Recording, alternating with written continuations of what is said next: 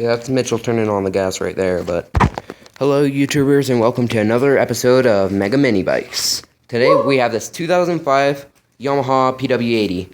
Now these bikes are really restrictive and they're pretty slow.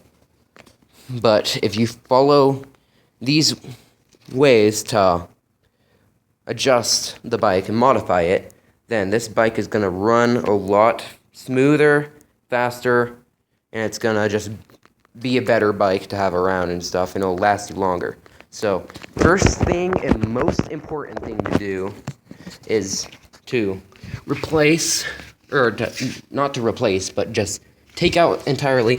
There's this little part here. It's like, looks like a washer, but it's a plate restrictor, and it restricts the flow of exhaust through the pipe and stuff. So what you're going to want to do is you're going to want to take off the pipe where the manifold is, and you're going to pull that thing out because it's going to just run a lot better because it's going to increase the bore of that area of the exhaust, and it's just going to rev better and everything because these engines really need to breathe.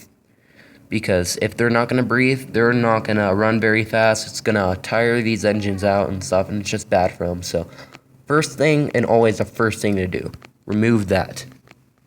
Second thing to do, just so it gets more airflow to it so it doesn't run rich all the time, is with this airbox, you can do this a couple different ways, but I chose to drill out the holes right here and stuff, right in the front of it. Gets a lot more air now, and with that, I wouldn't ride in any wet or muddy places because it might clog up the filter or even leak into the carb. And another way is there's this little funnel up here. It looks brownish. I don't know if you guys can see it, but there's these little 3 funnels going into the airbox. You can cut those out and it'll make it run a lot better. It'll give it more air. So if you want to ride somewhere really muddy and has lots of water or something, I would suggest doing that. But if you just want maximum air while not buying anything and stuff, you're going to want to remove that and drill it out. I only drilled that out because it's actually pretty hard to get that out because of where it's at and stuff. It takes a little bit of work, but once you get it done, it's good.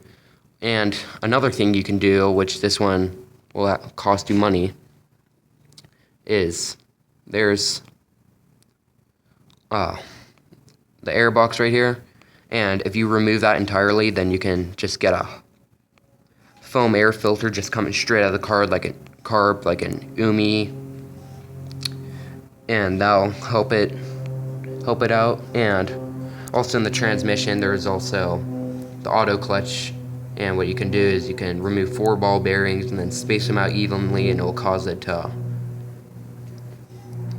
take off at a higher rev in first gear, so it doesn't actually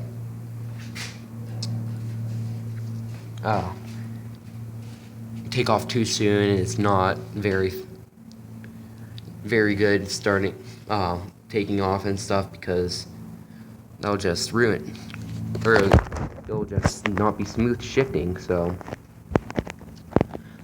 and also last thing, I don't worry about this because it just runs fine anyways, but there's an oil pump over here.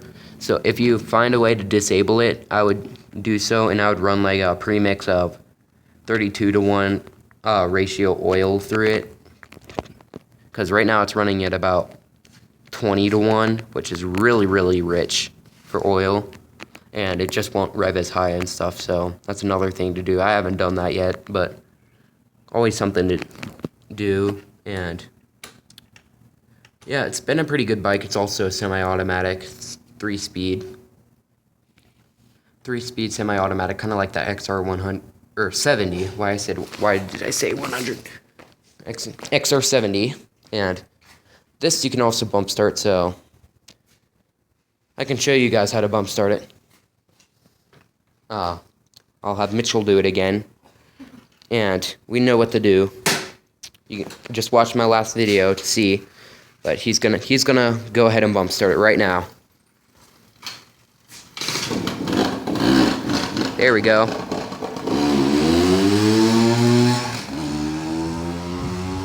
It's running pretty good, running pretty fast. It's gonna do a little speed run.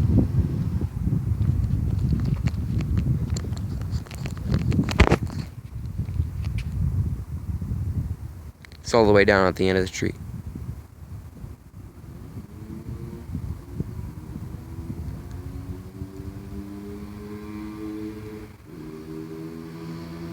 Here he comes.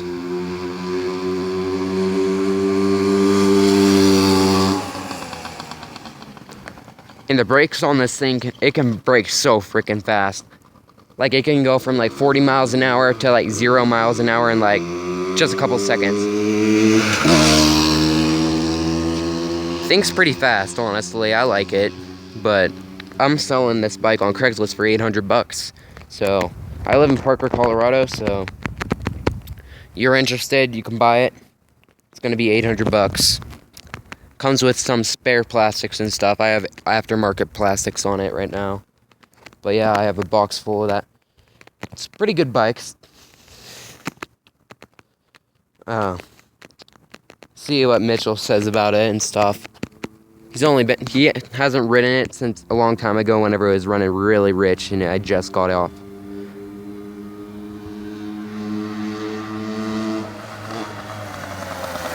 He's gonna be coming back here in a second. He's just doing a couple of speed tests. Show you guys that this bike can actually go pretty fast. I can actually pop wheelies on this bike, and I weigh 125 pounds.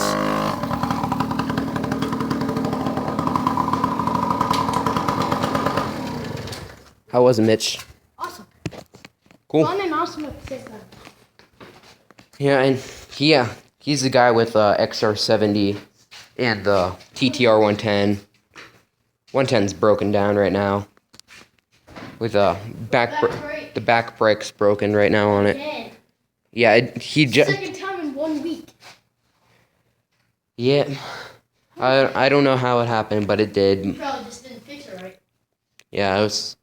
Yeah, your dad's been known to not fix things correctly. I mean, I had to fix that XR70 for you whenever that front brake was broken. It paid off for you though. You just laughed with it because my dad said for you to. We went on like a 3-hour ride. Oh, that XR70 is actually pretty fun, but this goes a bit faster and it consumes a lot more fuel. It's a two-stroke. Two-strokes will always consume more fuel. They're just less fuel efficient. They're louder. But honestly, if I was to pick a 2-stroke and 4-stroke, I really wouldn't care as long as the bike had some heart to it and stuff. It's just all about the bike. Yeah, we did a speed test on them, and the XR70, it came in at 43 miles an hour. This came in at 47. So just not too much of a difference there, but there's just a little bit there, and it is 2-stroke, so that's a little advantage for him. And it's also 80 cc, so. Yeah, which that's a 70, but this is a Pw80, so. Yeah, so if you get the thing revving really, really high, like an actual 2-stroke, revving out at like 8,000 RPMs, even higher sometimes. If you're Then if you're thinking of getting your kid a bike or something kind of small like this, but not too small, like a Pw80s that they make, there's a really big demand though for the 50s. But I think that these ones are a little bit better because they have a little bit more power. They're not too bad to fix. But if you just do the tweaks that Donovan was saying, then you guys can get this thing up and running pretty good. So.